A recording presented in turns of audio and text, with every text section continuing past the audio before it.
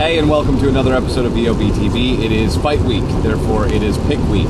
I would normally be using the green screen, but somebody at work decided to take it down, so I don't have any place to set it up. So we're going to have to do this one on the fly as I go to work and into work and around work. It was originally going to be Edgar and Maynard. Both of them got hurt, coincidentally, and moved up Rampage and Hamill to the main event. Not the world's greatest main event, although it's been mentioned that if Rampage wins this fight, he could face Jon Jones next, followed by Lyoto Machida, because the rumor is that Rashad won't make it out of the Phil Davis fight in 100% health, which I think probably is a true statement. That said, Matt Hamill has had some flashes of brilliance. His wrestling is certainly better than Rampage's, although I think depending on the Rampage that shows up, he's done a lot of press leading up to this fight. Last month, not so much, but the second that he makes more money in movies, he's going to be out of MMA. He's had a huge career, both in Pride and in the UFC, and it really wouldn't surprise me if in the next year or two he walks away. However, on Saturday night, the chance to go up against Jon Jones, I think Rampage would like another shot at the title before he does that. So he might be motivated enough to end this and end this quickly, which is what I would assume he's going to do.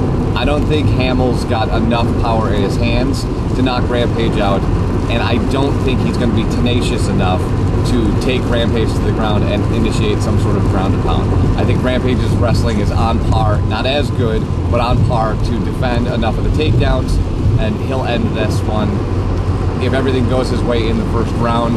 If not, boy, it's going to be boring if he ekes out a decision. Co-main event is going to be Frank Mir and Roy Nelson. This actually should be the main event because it's got more title implications, because I don't think Rampage can handle Jon Jones.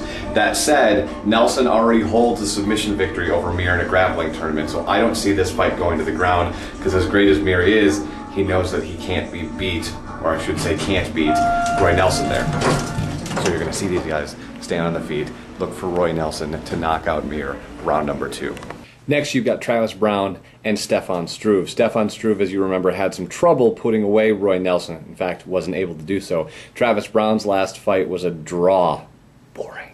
With Czech Congo, because Czech had that point deducted for grabbing onto the shorts. So Travis, I think, really wants this win. He's looked great in the fights leading up to the Czech Congo debacle, but really wasn't able to manhandle Czech, I think, the way a lot of people thought he was going to. And I think with Stefan Struve's height, he's going to have some trouble with Stefan as well. Look for Stefan to win this one using his kickboxing and his length to his advantage. Then you have Thiago Alves and Rick Story. The fun thing about this is Thiago in the past 12 months has had some serious issues with cutting weight. Then he was introduced to our dear friend Mike Dolce and is now on the Dolce diet and has got that stuff under control. Still, Rick has to watch out. He's taking a step up in competition, and Alves is the real deal when he shows up.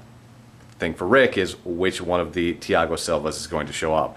My thought is Thiago's got his weight under control, he's got his rage back, he's going to take that energy into the cage and easily get past Rick Story. Next up, it's the All-American Brian Stann and Jorge Santiago, the number 6 middleweight in the world. Jorge was with the UFC in 2006, won his first bout, and then went on to lose to Chris Lieben and Alan Belcher. Brian Stann's last victory, of course, over Chris Lieben, and then he was supposed to face Wanderlei Silva, who did not want to face him because, quote, everyone loves him and I don't want to be the heel. So Brian Stann got a step up in competition in Jorge Santiago. Santiago has not fought since August, though, so he's coming off a long break, where Stann has fought since January. Much quicker time to turn around.